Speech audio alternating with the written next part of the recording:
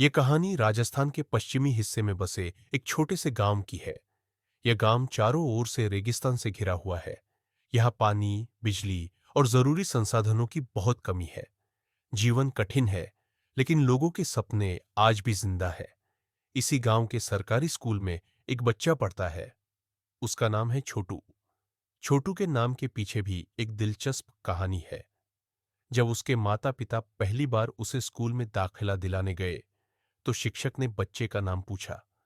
माता पिता ने बताया कि उन्होंने अभी तक कोई नाम नहीं रखा है, लेकिन गांव में सब उसे प्यार से छोटू कहते हैं।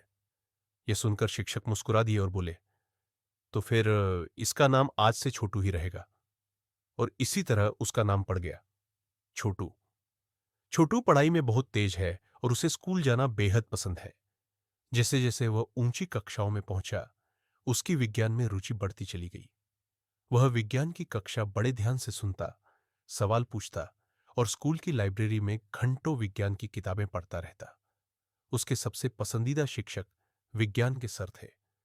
छोटू उनसे अक्सर नई नई बातें चर्चा करता। घर आकर वह अपनी माँ को विज्ञान से जुड़ी बातें बड़े उत्साह से बताता और उसकी माँ बड़े ध्यान और प्यार से उसकी बातें सुनती। एक दिन देश भर में एक बड़ी खबर फैलती है। पश्चिमी राजस्थान में पेट्रोलियम के भंडार मिलने की आशंका। इसके बाद विशाल विशाल मशीनें रेगिस्तान में जमीन के नीचे पेट्रोलियम खोजने के लिए आने लगती है। एक दिन ये मशीनें छोटू के गांव में भी पहुंचती है। छोटू अपने दोस्तों के साथ उन्हें देखने जाता है। इतनी बड़ी और आधुनिक मशीनें देखकर उसकी जिज्ञासा आसमान छूने लगती है। उस दिन वह बहुत खुश होकर घर लौटता है। रात को सोने से पहले वह अपनी माँ को उन मशीनों के बारे में सब कुछ बताता है। माँ प्यार से उसकी बात सुनती है और उसे सुला देती है। छोटू सो तो जाता है, लेकिन उसका मन और दिमाग अब भी उन्हीं मशीनों और सपनों में घूम रहा होता है। धीरे धीरे वह एक सपने की दुनिया में प्रवेश करता है। यह दुनिया आज से 100 साल आगे की है। यहाँ ऊंची ऊंची इमारतें हैं, सड़कों पर रोबोट दौड़ रहे हैं और आसमान में ड्रोन टैक्सियां उड़ रही है। छोटू देखता है कि वह इस भविष्य की दुनिया के एक बहुत बड़े और आधुनिक स्कूल में पढ़ रहा है। आज स्कूल में घोषणा होने वाली है कि 3 बच्चों को अंतरिक्ष पिकनिक पर भेजा जाएगा। प्रार्थना सभा के बाद प्रधानाचार्य छोटू को मंच पर बुलाती है और घोषणा करती है। छोटू का चयन अंतरिक्ष पर्यटन परियोजना के लिए हुआ है। छोटू खुशी से झूम उठता है। स्कूल का एक गाइड ड्रोन टैक्सी बुलाता है और तीनों बच्चों को प्रशिक्षण केंद्र ले जाया जाता है। वहां वे स्पेस टूरिज्म डिपार्टमेंट पहुंचते हैं, जहां देश भर के कई स्कूलों के बच्चे आए होते हैं। घोषणा होती है कि कुछ बच्चों को भारतीय अंतरिक्ष स्टेशन BAS भेजा जाएगा और कुछ को मंगल ग्रह पर। छोटू का चयन मंगल ग्रह के लिए होता है। अब उसकी खुशी का कोई ठिकाना नहीं रहता। चयनित बच्चों को प्रशिक्षण कक्ष में ले जाया जाता है, जहां उन्हें अंतरिक्ष से जुड़ी बुनियादी जानकारी दी जाती है। 24 घंटे की ट्रेनिंग के बाद छोटू को किड्स एस्ट्रोनॉट ड्रेस दी जाती है। वह गर्व और खुशी के साथ ट्रेनिंग रूम से बाहर आता है। इसके बाद सभी बच्चों को लॉन्च पैड पर ले जाया जाता है। रॉकेट के ऊपरी हिस्से में बच्चों को बैठाया जाता है, जहां से उन्हें यात्रा करनी है। एक सहायक रोबोट उन्हें बताता है कि मंगल ग्रह तक की दूरी 20 घंटे में तय होगी। रास्ते में एक स्टॉपेज होगा, भारतीय अंतरिक्ष स्टेशन BAS, जहां 2 बच्चों को उतारा जाएगा। रॉकेट तेजी से उड़ान भरता है और देखते ही देखते पृथ्वी पीछे छूट जाती है। ऊपर से नीला ग्रह पृथ्वी बच्चों को बहुत ही सुंदर दिखाई देता है। सभी बच्चे खिड़की से बाहर झांक झांक कर पृथ्वी को निहारते रहते हैं।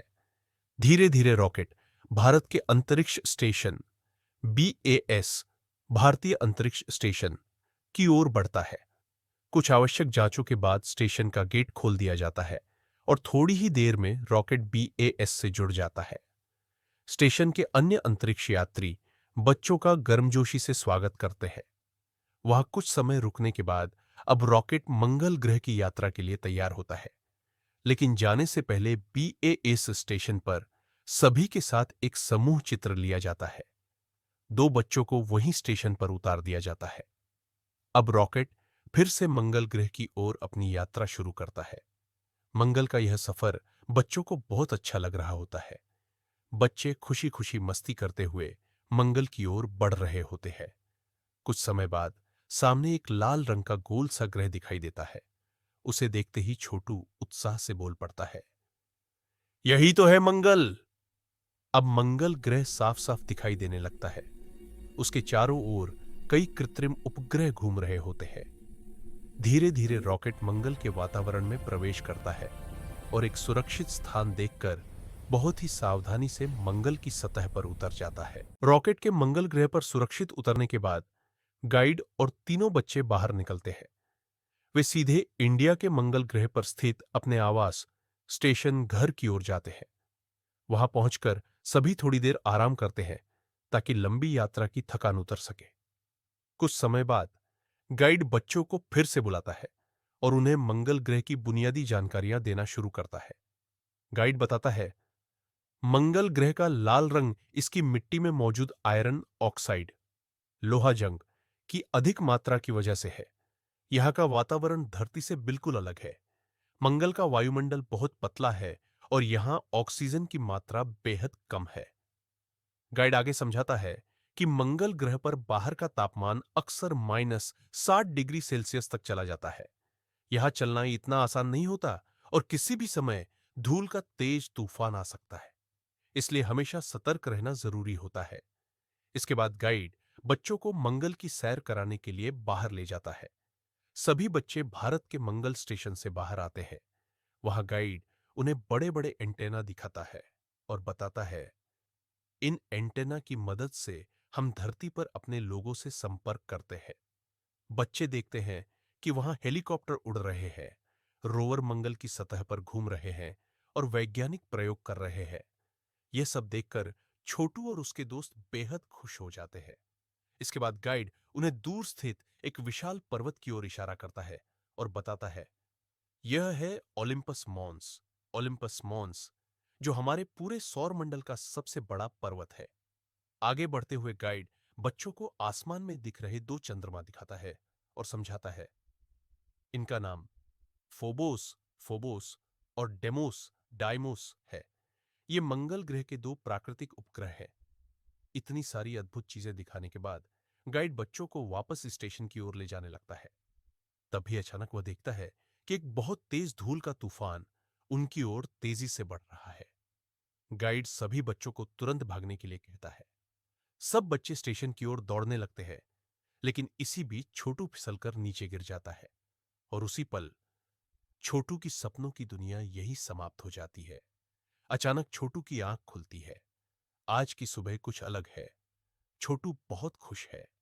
उसके चेहरे पर एक नई चमक है और उसके मन में एक पक्का सपना।